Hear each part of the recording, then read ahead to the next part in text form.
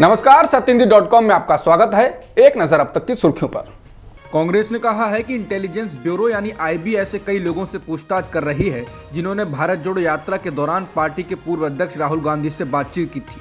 कांग्रेस के संचार विभाग के महासचिव जयराम रमेश ने ट्वीट कर कहा कि आईबी से जुड़े लोग इन लोगों से इस तरह के सवाल पूछ रहे हैं और वो लोग राहुल गांधी को सौंपे गए ज्ञापन की कॉपी भी चाहते हैं। बता दें कि भारत जोड़ो यात्रा के दौरान बड़ी संख्या में तमाम संगठनों के लोग राहुल गांधी से मिले और उन्हें ज्ञापन भी सौंपा था। जयराम रमेश ने कहा है कि यात्रा के बारे में कुछ भी गोपनीय नहीं है, लेकिन इससे ये साफ होता है कि प्रधानमंत्री नरेंद्र मोदी और गृहमंत्री अमित शाह इस यात्रा से घबराए हुए हैं। भारत जोड़ो यात्रा के दिल्ली पहुंचने के बाद आज कांग्रेस नेता राहुल गांधी ने पूर्व प्रधानमंत्री अटल बिहारी वाजपेयी के समाधि स्थल पर पहुंचकर उन्हें श्रद्धांजलि दी। कांग्रेस पार्टी ने राहुल गांधी की तस्वीर को सोशल मीडिया पर साझा किया है और लिखा है कि सम्मान करना हमारे देश की परंपरा है और हम देश की हर समृद्ध परंपरा की मजबूती के लिए काम करेंगे।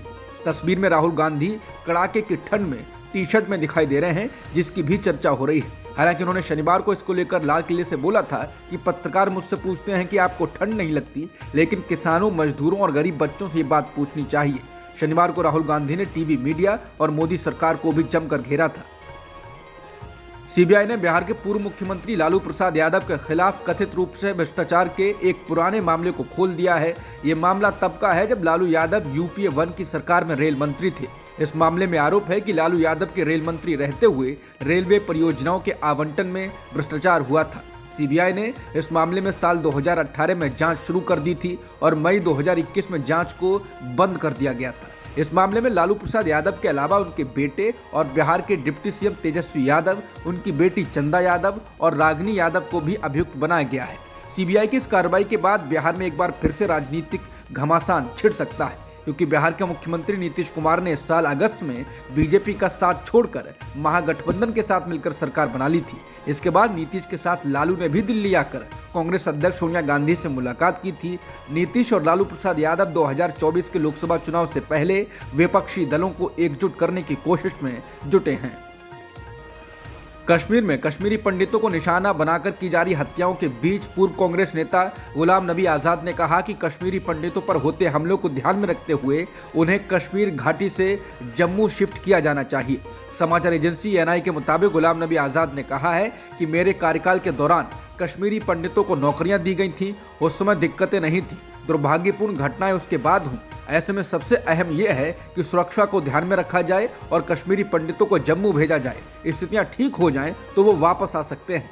बता दें, कश्मीरी पंडित लगातार मांग कर रहे हैं कि उनको सुरक्षित स्थान पर ट्रांसफर किया जाए। इसके लिए उनका प्रदर्शन भी जारी है। हालांकि एलजी मनोज सिन्हा ने ऐसा करने से इनकार कर दिया और कहा कि जो कश्मीरी पंडित ऑफिस न जाकर घर पर बैठे हैं उनको सैलरी नहीं दी जाएगी। जम्मू कश्मीर के उपराज्यपाल मनोज सिन्हा ने कश्मीर घाटी में कश्मीरी पंडितों की टारगेट किलिंग को लेकर कहा है, ये एक सच है कि कश्मीरी पंडित टारगेट किलिंग के शिकार हुए हैं, लेकिन इसका एक दूसरा पक्ष भी है। देश को धर्म के आधार पर यह देखना बंद कर देना चाहिए, क्योंकि बहुत से दूसरे लोग भी मारे गए हैं।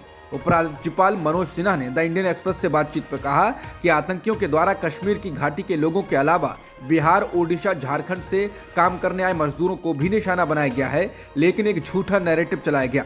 टारगेट किलिंग के खिलाफ प्रदर्शन कर रहे कश्मीरी पंडितों के गुस्से पर उपराज्यपाल ने कहा वो इस बात को समझते हैं और वो सभी लोगों के संपर्क में हैं। उन्होंने कहा कि वो उनके मसलों को सुलझाने की कोशिश कर रहे हैं। मनोज सिन्हा ने कुछ दिन पहले कहा था कि अगर कश्मीरी पंडित अपनी नौकरी पर नहीं जाएंगे और घर में बैठे रहेंगे तो उन्हें उनकी तनख्वाह नहीं मिलेगी। प्रधानमंत्री विशेष रोजगार योजना के तहत करीब 6000 कश्मीरी पंडित कर्मचारी घाटी लौटे थे, लेकिन टारगेट किलिंग के डर से वो पिछले 6 महीनों से अपने दफ्तर नहीं जा रहे हैं।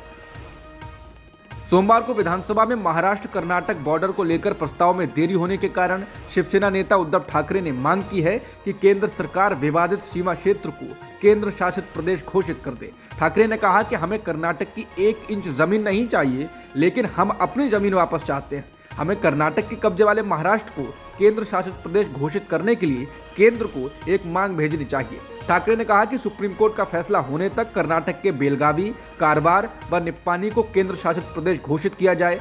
विधानसभा में पारित होने वाले प्रस्ताव में इस मांग को शामिल किया जाए। ठाकरे के जवाब में डिप्टी सीएम देवेंद्र फडणवीस ने कहा, महाराष्ट्र की 1-1 इंच जमीन के लिए लड़ेंगे। महाराष्ट्र चुप नहीं बैठेगा। किसी भी हालत में हम महाराष्ट्र के सीमावर्ती क्षेत्रों के लोगों को अकेला नहीं छोड़ेंगे। श्रद्धा वालकर की हत्या कर उसके शव को टुकड़े टुकड़े करने वाले आरोपी आफ्ताब पूनावाला की एक ऑडियो क्लिप दिल्ली पुलिस को मिली है, जो इस केस में महत्वपूर्ण सबूत हो सकती है। दिल्ली पुलिस आज 26 दिसंबर को आफ्ताब को लेकर सीबीआई मुख्यालय गई है, जहां उसकी आवाज का सैंपल टेस्ट किया जा रहा है। दिल्ली पुलिस के मुताबिक आफ्ताब पूनावाला को उस वॉइस क्लिप में श्रद्धा के साथ बहस करते हुए सुना जा सकता है। दिल्ली पुलिस ने कहा यह क्लिप एक महत्वपूर्ण सुराग बन सकती है। बता दें, दिल्ली में हुई इस घटना के बारे में जब जानकारियां बाहर आईं तो लोग दहल उठे। मामला कई दिनों तक सुर्खियों में रहा। श्रद्धा और आफ्ताब कुछ वर्षों से लिव इन में रह रहे थे। आरोप है कि इस दौरान पूनावाला ने श्रद्धा को कथित रूप से कई बार परेशान किया और पीटा था।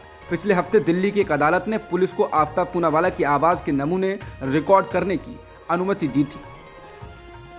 बीजेपी के विधायक राम कदम ने महाराष्ट्र में अभिनेत्री तुनिशा शर्मा की आत्महत्या के मामले में तथाकथित लव जिहाद का एंगल दिया है। उन्होंने कहा कि अभिनेत्री की आत्महत्या के मामले की जांच लव जिहाद एंगल से भी होगी। बता दें, तुनिशा शर्मा की मौत मामले में उनके सह कलाकार शीजान मोहम्मद खान को गिरफ्तार किया गया है। इसी को लेकर राम कदम का ये बयान आया। उन्होंने कहा कि तुनिशा शर्मा के परिवार को न्याय मिलेगा। हम पता लगाएंगे कि मामला लव जिहाद से जुड़ा है या नहीं, और अगर जुड़ा है तो इसके पीछे के षड्यंत्रकारियों और संगठनों का पर्दाफाश किया जाएगा। महाराष्ट्र सरकार में मंत्री और बीजेपी नेता गिरीश महाजन ने भी दावा किया है कि अभिनेत्री तुनिशा शर्मा की मौत लव जिहाद का मामला है। यही कारण है कि महाराष्ट्र सरकार ने पुलिस को लव जिहाद के एंगल से भी जांच करने के आदेश दिए हैं। हालांकि मंत्री गिरीश महाजन के आदेश के बाद इस मामले की जांच में जुटे वाली पुलिस स्टेशन के एएसपी चंद्रकांत यादव का कहना है कि अभी तक तुनिशा शर्मा की मौत के मामले में लव जिहाद या फिर कोई दूसरा एंगल सामने नहीं आया है। बता दें कि तुनिशा शर्मा की खुदकुशी के मामले में मुंबई की वाली पुलिस ने शीजान खान को तब गिरफ्तार किया जब तुनिशा शर्मा की मां ने शीजान खान के खिलाफ शिकायत दर्ज कराई। उसके बाद पुलिस ने खुदकुशी के लिए उकसाने का मामला दर्ज किया। अमेरिका में बर्फीले तूफान ने कहर मचा दिया है और अब तक इस तूफान की वजह से 34 लोगों की मौत हो चुकी है। अमेरिका से आ रहे वीडियो से पता चलता है कि कई जगहों पर बर्फ की मोटी चादर बिछ गई है और इस वजह से लाखों लोग अंधेरे में रहने को मजबूर हैं। बर्फीले तूफान के कहर से पश्चिमी न्यूयॉर्क का बफेलो शहर सबसे ज्यादा प्रभावित हुआ। बफेलो एयरपोर्ट पर 43 इंच मोटी बर्फ जम गई है। 4 लोगों की मौत कोलोराडो में हुई है, जबकि न्यूयॉर्क में 12 लोगों को अपने जान से हाथ धोना पड़ा है। बताया जा रहा है कि मरने वालों की संख्या में और इजाफा हो सकता है। इसे बॉम्ब साइक्लोन का नाम दिया गया है। अब तक की खबरों में इतना ही। बाकी खबरों के लिए बने रहिए सत्येंद्र.com के साथ।